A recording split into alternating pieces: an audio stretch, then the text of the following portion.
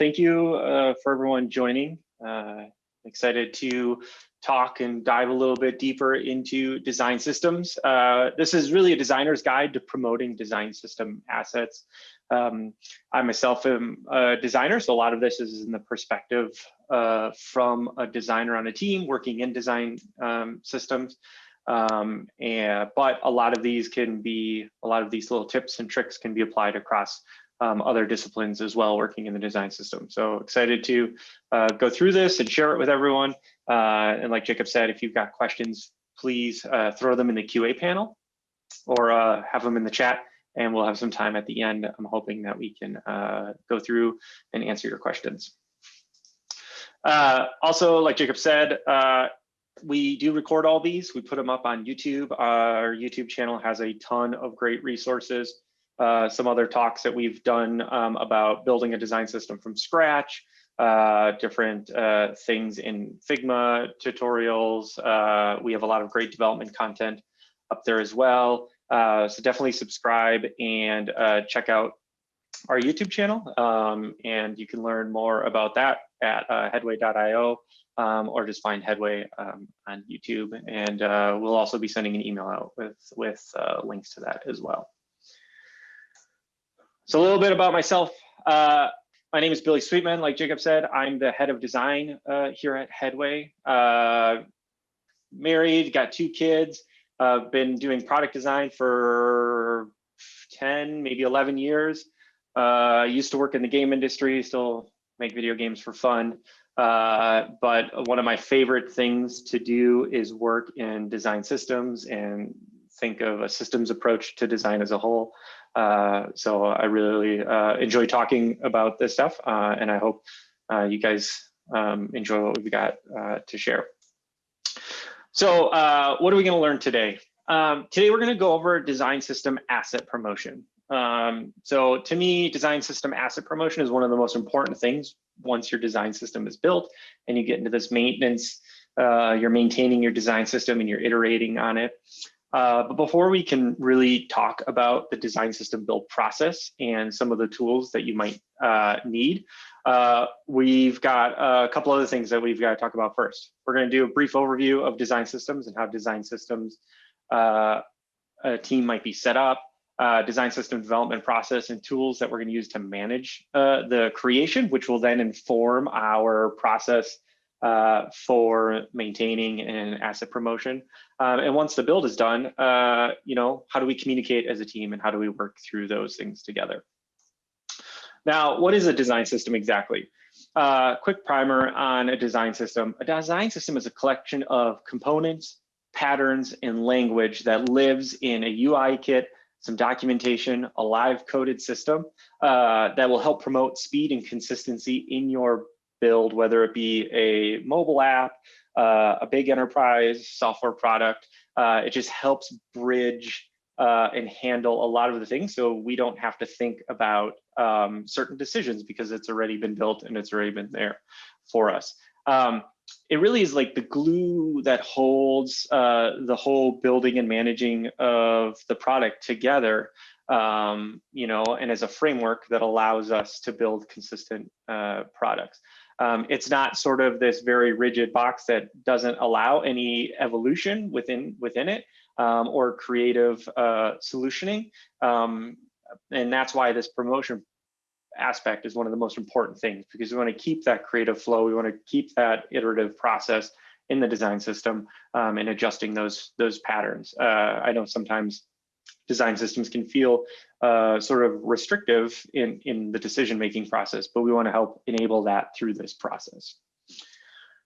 Now, we're going to kind of go over through the design system build process first as a primer before we get to promotion, just to get everyone kind of caught up on what we think is a good process for building. But the first thing we got to do is talk about your design system team structure. So design system team structure, depending on how it's set up, communicating and building might look different for you. There's a couple of different team models, right? There's the direct model. There's a single designer who's in charge of the entire system and they're kind of just building it themselves. There's a dedicated team model where it's a team who's dedicated to building the design system, and they might not be working on any other products. Their product is the design system, and they're delivering that out to the rest of the team who might be using it for other products. And then there's the distributed design system team. This is sort of, or also known as like a federated team, where everyone's contributing to the design system from a bunch of various products or various other teams. And this structure for promotion will work for all of these, really, even if you're the individual design system creator and it's just you and you're not doing anything else, you're on a smaller team, this process will be good to get into your workflow and use this for future communications, especially as teams expand and more designers get added onto the project and more developers get involved, just to help that communication flow. So what is the process? So during the build process, it's really good to establish your tools and manage your system.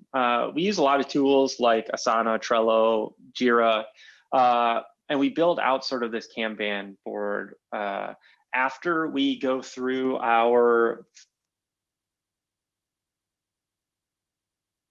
build. We'll kind of go take everything through these steps. And this is important because we want to maintain this post the large build, right? We spend a whole bunch of time building out our design system, put a lot of effort into it.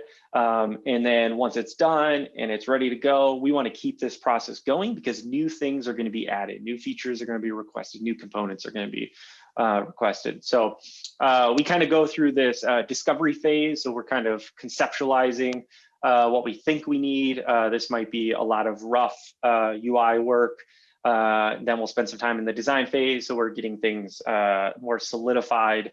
We're getting, the right color on it. We're using the right tokens, right type styles. We're getting it pushed in.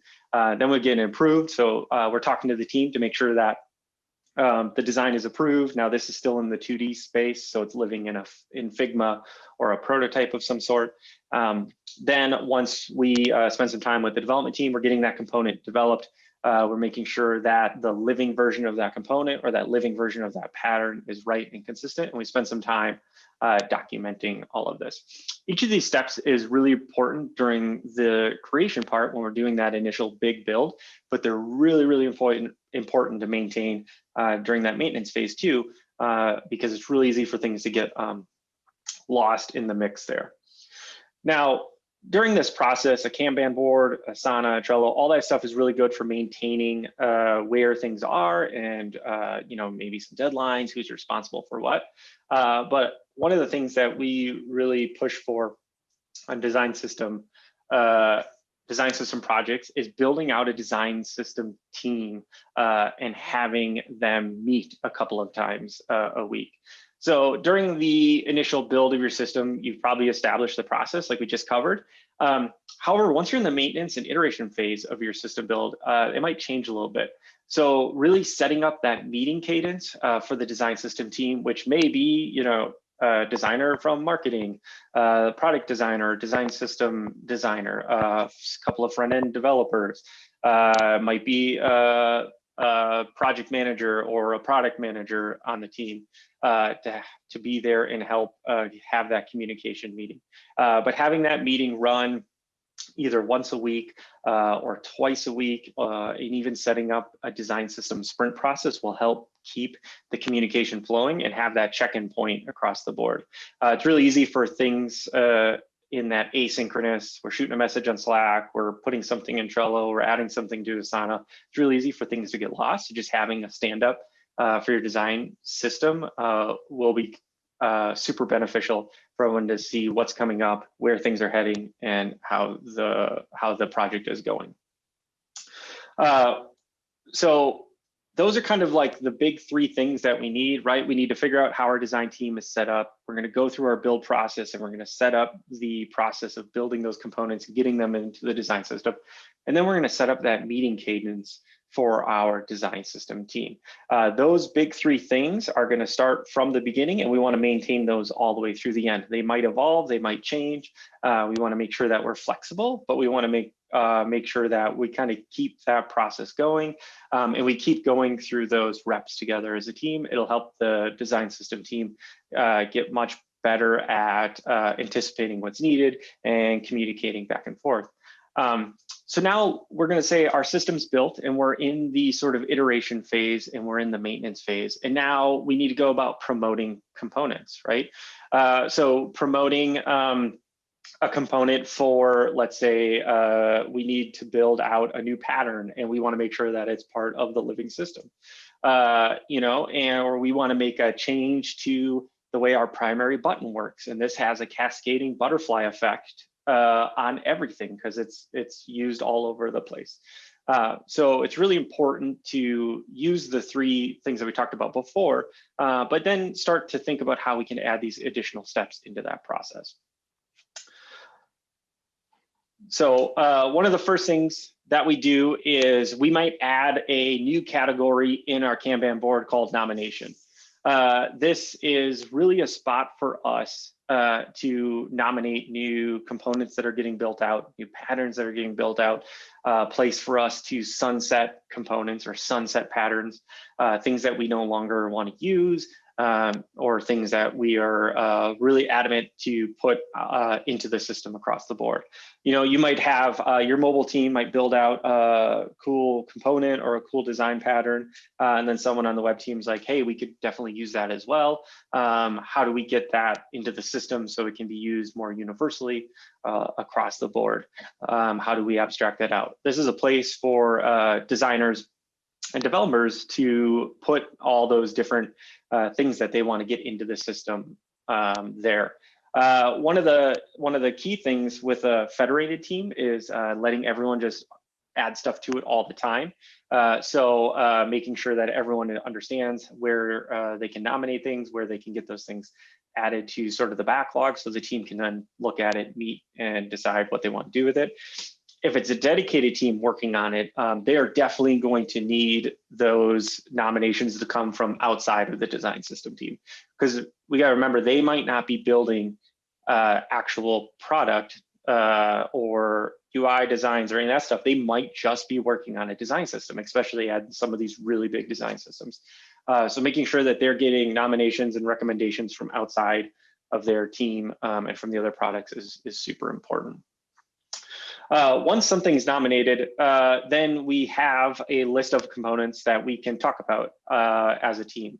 And this really becomes our decision point, right? Once a component has been identified that we want to go with it, or we want to remove it, or we're going to change it, we are going to sit down as a team, and in our meeting, we're going to talk about the benefits of having this component, the benefit of this pattern. What else do we need to think about? Like what is the cascading effect that this may cause if we make a change? What is the benefit of adding this new pattern? Is it going to be used by more than one product? Does it make sense to be in sort of our main system? And this might also be a point where we start thinking about, do we need to multi-tier our design system out? So do we have a core design system, and then do we build out a mobile and a web that's separate, or product separate sub-design systems in there? So this point of discussion is really important, and it allows everyone to think about, like any gotchas, hey, yeah, we want to have this pattern built in here, but, for it to be fully responsive, we have to really think through how it changes and all these different breakpoints and stuff like that. And we just don't have time to add that in right now. So maybe we don't put it in the system today, and it can go in tomorrow. So having this discussion is really important as a team, and doing that in your design system meeting, adding that in post build and in the maintenance phase will help have those discussions and make those decisions. The next thing is we want to make sure we build our components out like we normally would, following the process we sort of identified before, but we want to add the different documentation across the board. So what does this documentation really look like? This documentation can go in a whole bunch of different ways. There's tools like Zero Height where you can have communication across the board. There's plugins like ToolLabs into Figma for communication as well. You can do stuff in Figma itself. So here's an example of how we document a lot of components or frames or products or full screen designs in Figma by using emojis, but this is a way for us to communicate where a component is. Is it in review, ready for development? Is this something that we're nominating up to the top? Is it something that we're deleting? So this is really important when it gets to the promotion of these components, is making sure that we're flagging it. We're linking directly to it when we nominate it up. And we put any notes that we might be thinking of as we are nominating that up. And as we're building it out as well, we want to make sure that we're capturing those additional notes, because there might be an instance where we're building out just a single component or making a change to a component, and we know that there is some legacy items in there, and we're going to have to make sure we document that as well. One of the biggest things is that we find with the design system asset promotion is sunsetting items. So a lot of times, if everyone's using Figma, you'll know that they just launched variants recently. So there's a lot of building out of new components and new changes with their new auto layout and new variant system. So we find ourselves sunsetting old items. And one of the reasons we sunset old items instead of just change them is it gives time for the whole team to have that discussion of how they would like things set up and built out if there's a new change or a new feature in a design tool. And it allows us to remove those assets slowly, or remove those assets and patterns slowly, instead of it being sort of a shock and awe approach, and all of a sudden someone gets an update and everything's gone. So when we're sunsetting items, like we showed on the last screen, we'll add an emoji to the title of the component. So we'll either use the ghost or the coffin. It's kind of morbid, but it's the best way for us to say, hey, stop using this. We've used the stop sign as well.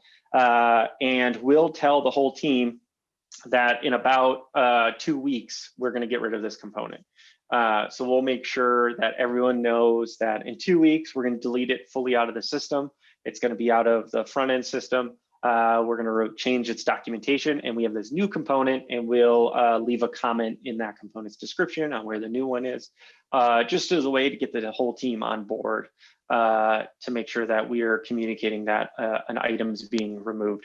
An item being removed has a much bigger effect on a system than an item being added, because somebody might be using those older components, and it might have some ramifications on how those designs look and how those things change across the board.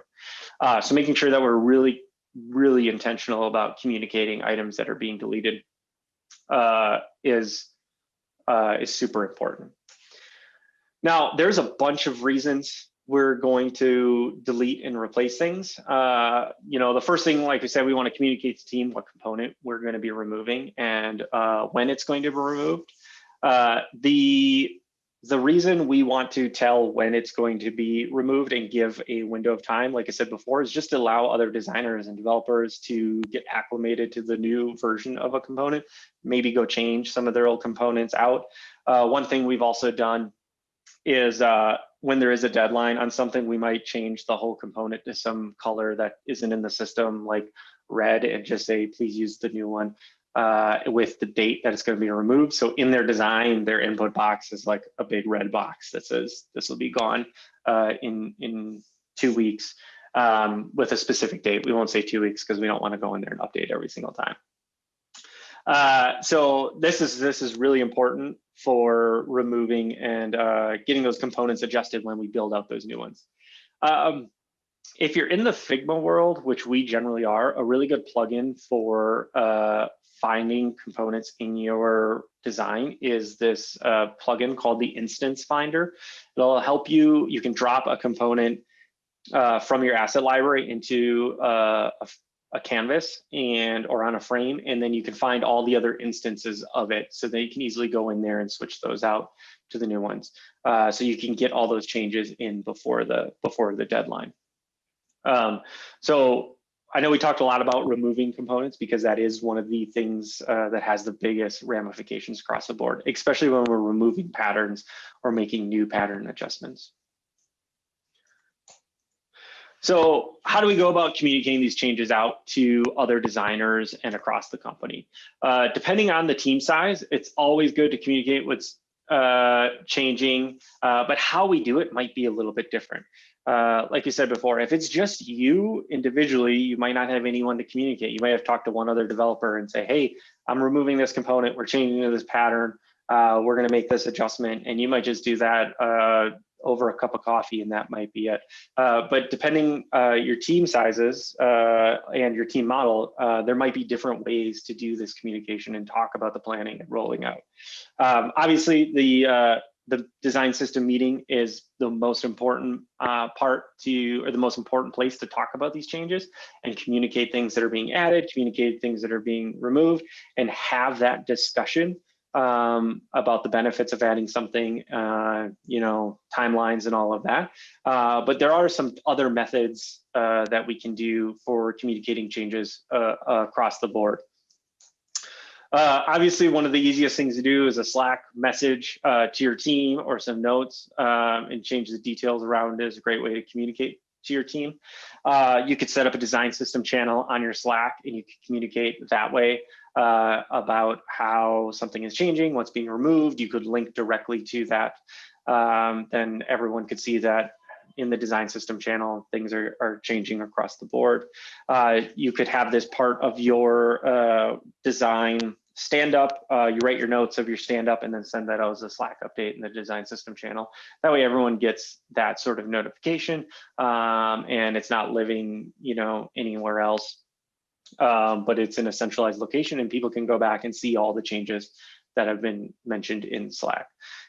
We use Slack a lot. This is a way we communicate a lot of our changes and adjustments across the board. So it's definitely something that we'd recommend to do for that communication of changes and promoting and removing assets. Another thing you could use is your design tool. So like I said before, we're a big Figma house. There's a lot of ways to communicate in the design tool itself. So like one example is emojis in the names for things that are being depreciated. We kind of showed that before. That's a good way to tell people that something is being removed. Changing the color of a component or putting an overlay over the top of a component or a pattern and saying that's going to be removed and when is a good way to communicate things. Over on the side here, we're showing a frame from a plugin called Annotate It, which is a really good way to add notes to the side of your components and communicate things in like when something changes. So here we're gonna roll out a new diagram. This will replace a current one on January 25th. So we're just letting everyone know that that'll be gone there. Figma itself as a tool also has a note area where you can put some notes and descriptions inside the individual components, and you can also link documentation. So if you are maintaining documentation in a different tool like Zero Height or Notion or a living system, you can link to that component, that documentation there. So when someone places it, they can see that documentation link there, which is really good. It's a little bit hidden. You got to go in the inspect window, or you see it when you place it. We tend to lean on like more in your face in tool documentation. That's why we'll tend to do the emojis or the overlay. We really want to communicate that something's being changed across the board. Another thing you could do is set up a design system newsletter. This could be something that the design system team puts together. It's an email that goes out either weekly or an email that goes out every monthly to everyone in the organization. And here we can communicate not only design changes, changes in the living system, development notes, and you can send this out to your entire organization and say, hey, here's what's going on in the design system. And then here's the new things that you can communicate internally. The nice thing with doing a design system newsletter for the entire team is, let's say there's a new update with like Figma added variants. You communicate to everyone how that's going to be implemented, how that's going to be used within your organization. New component goes in, you can talk about how that's leveraging in there, leveraging variants within it. Development side, let's say we're switching from, on this product, we're no longer using Material UI, we're going to use like Tailwind or something. You can talk about the differences there, and you can have it be a little bit more informative. Obviously, this one is the biggest amount of effort for communication. and isn't really for everyone, I would say, because it does take a lot of time to put something like this together. But it's a really great way to communicate those changes of assets, like when things are going in and things are being removed across the board. Oh, lost the slide. But so regardless of what you end up doing, communication is the most important part of promoting or removing assets from your design system. Kind of a quick recap of everything end to end is once you've got your process established and you know how your team works, you can set up those individual meetings or a cadence of meetings to talk about the design system. And then within there, you can, after the big build, the most important things to add is the promotion phase. Here are the things that we need to promote, or nomination. So nomination for promotion or nomination for removal. And then how do we communicate those changes to our entire team?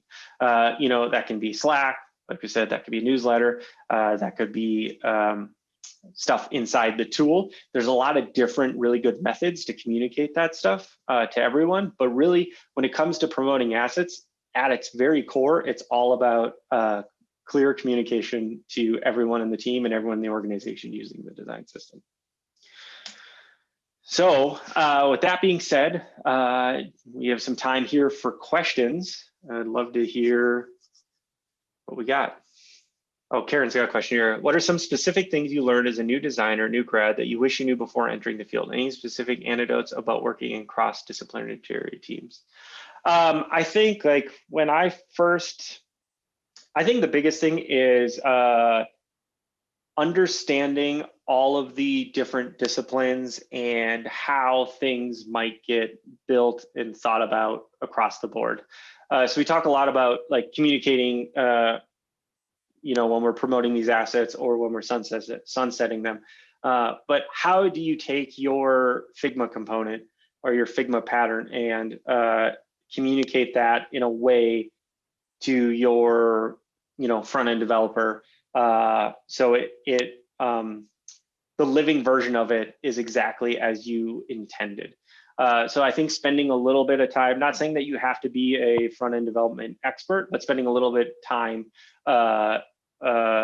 getting familiar with like some front-end frameworks, a little bit of CSS, HTML, and just understanding that the way you build things in Figma might be a little bit different than how it'd be built out on the development side. So just having that little bit of knowledge will help a ton in that communication process. And then also understanding that a change in Figma is a lot easier than a change in the live code. So just having that when you're making those new decisions or those new adjustments, having that discussion with your development team. So you're really doing that sort of risk analysis and like, does this make sense to do? And what's the benefit of this change? And is it really important for the product or the process? Another question we have here is from Ben. How do you avoid over complicating and conflict within federated design team setup? So one of the ways we try to avoid a lot of that stuff is early on in the design system build process. Once we figure out how the team is set up, we'll come to sort of we'll have a big kickoff meeting and we'll talk about some of our key things that we want to see and achieve out of the system. And we'll spend a little time documenting that out. We'll identify the initial components we're going to build, maybe the naming convention we want to use, the structure of the system as a whole. And then as we're building, we'll try to have that design system meeting every week, maybe every 2 weeks. This is really important because then we can keep sort of, hey, we decided that one way we were doing something doesn't work anymore. So how do we improve that process? How do we change that process? How do we take all the feedback that we're getting and just continue to iterate on your process? Process iteration is just as important as product and design iterations, right? We're just constantly striving for that better process. So it's really important to have that team and get some of the team. It doesn't have to be everyone who's contributing, but get some of the key stakeholders or get as many as you can to have that central touch point to keep that conversation going. And then hopefully that'll help avoid some of the overcomplication and conflict that you're running into, Ben. Another question is Figma a difficult tool to use for developers, product managers? Do you prepare some kind of presentation or pitch? Specific when we're working with our different teams, we have a lot of we've done like a Figma training for our development team. We'll have product managers come into Figma all the time to leave comments and feedback. We don't expect anyone to go in there and make their own designs. We have had product managers who go in there and like move stuff around and kind of place their own things, and then the design team will take and take that feedback, and we'll figure out a way to address it there. But when we are presenting designs, we do sort of always go through a presentation, even when we're presenting our new design system components. If it's in a product stand up and we're going through a showcase, hey, here's the things that are adjusted, we'll go through and have a really good presentation and just kind of walk through the story of the component, why we decided to put it in there, and kind of communicate it that way. So, let me see. Another one from Ben. Say you're a new join a team mid-design system process. Which of these tools would be best for getting the person up to speed without consuming a colleague's time? Let me see. Depending on how the design system is documented, I think the documentation is usually the best thing for somebody to get into it and start to like understand the changes that have been made, understand the history of the design system. If you had like a design system Slack channel, you can see the history of changes in there, so someone can go through and see what has been done, what has been changed, what has been adjusted. Another thing to do is you could use something like Cloud App or Loom and record a walkthrough one time through your design system. And maybe this is something you do monthly. And you could send that out to a new hire joins up. Hey, here's a walkthrough of the design system. We've done walkthroughs like that plenty of times, just walking through the entire design system and even doing like an all hands. Hey, we're gonna walk through the system as a team. Here are the things that we have. Here's where things are. The video is nice because you only have to record it once and you don't have to worry about doing it every time a new person joins on the team. Awesome. Let me see. What are some specific things you learned? Oh, yep, we got that one. So thank you, Jacob.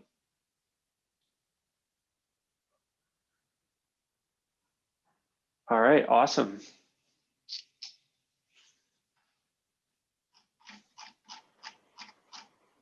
No, we got one more from Karen.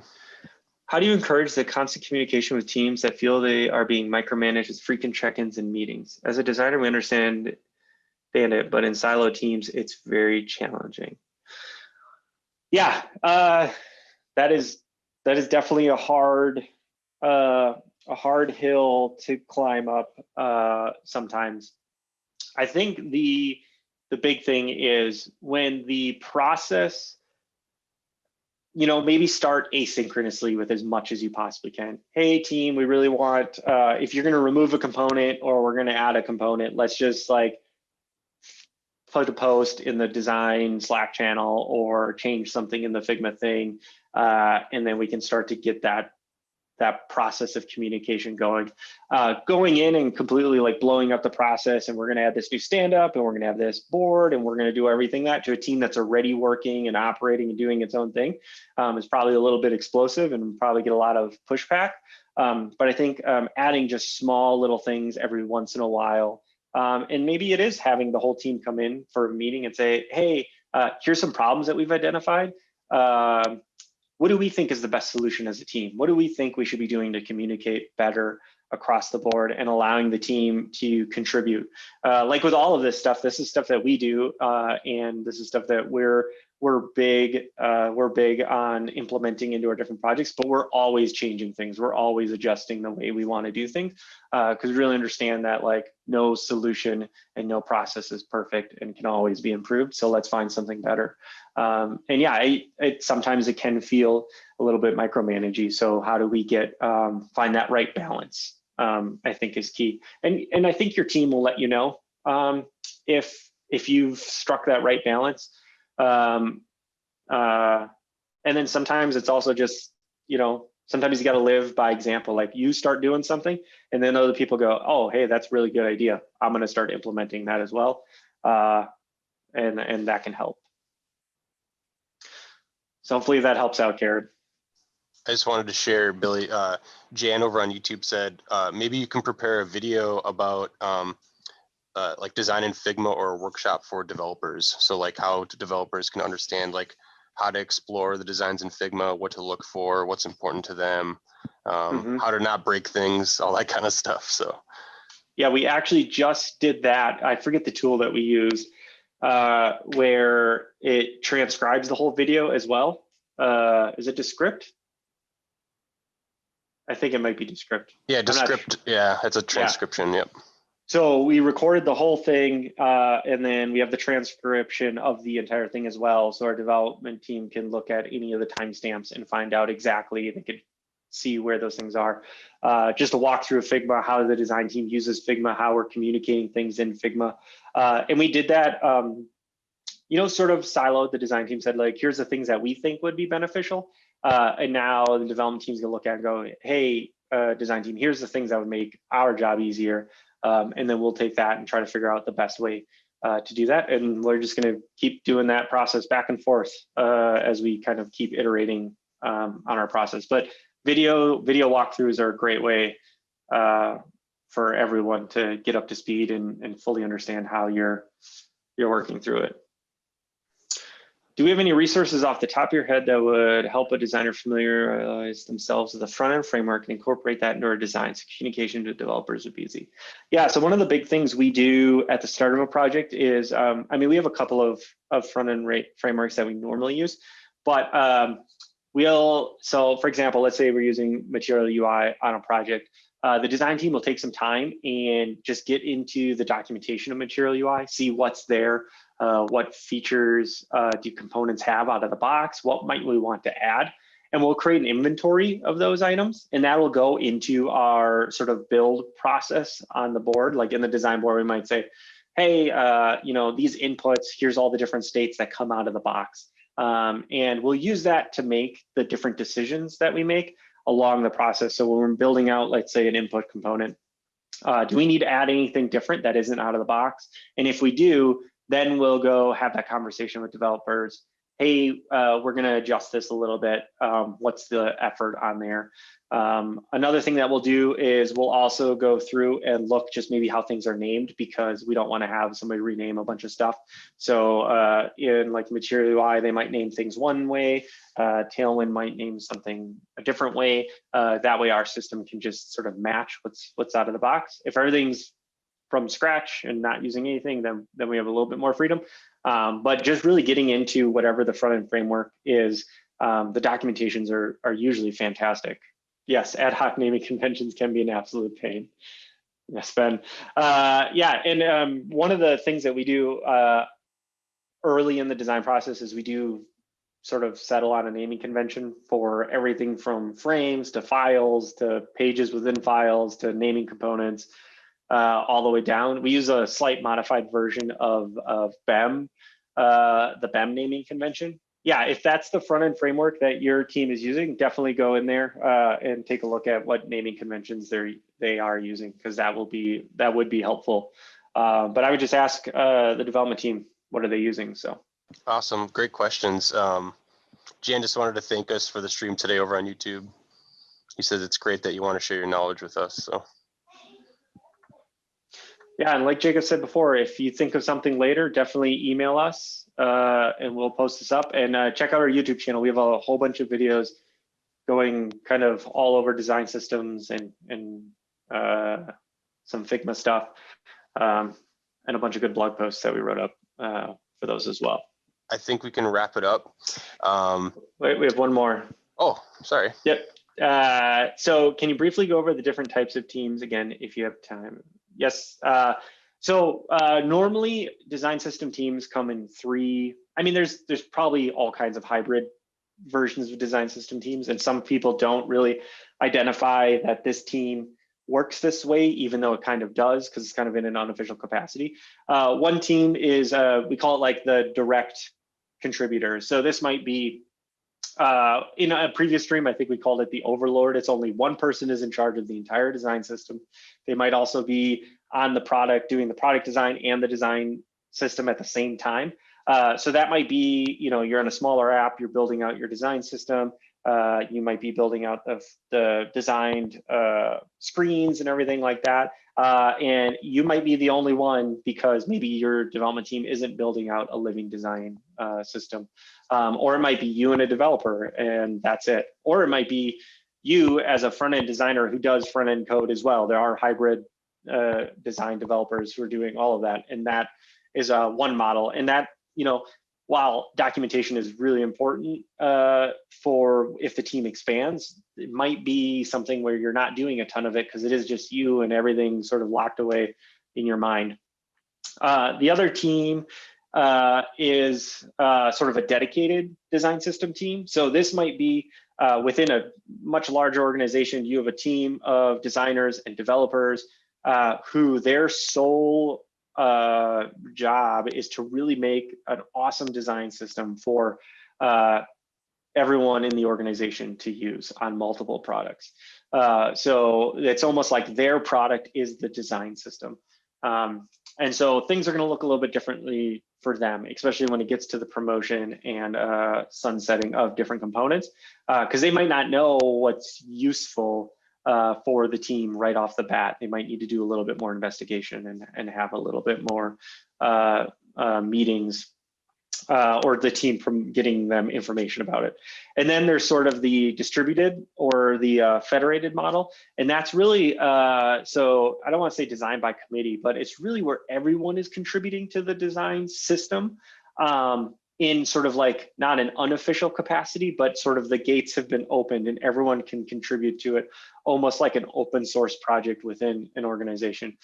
Still requires some tight management, a lot more discussion. Meetings might fluctuate in size of people based on other needs and demands, but it's really the best way to get the people in the product building components that are going to go then into the design system, because they're going to know what they need. They're going to know what's going to benefit them, and then it gets everyone to talk a lot more and just get more in this sort of fluid creation state. Awesome. Billy, I'm going to share my screen if that's okay. Yep. I'm just going to wrap up a couple things and just let people know what we have coming up. Next month for our design topic, we'll be talking about prototypes and feedback loops. So I've put a link in the chat on Zoom. I'll share it on YouTube quick. But we're going to have Clint, one of our senior designers, and then Ryan, who's head of product strategy and innovation at Headway.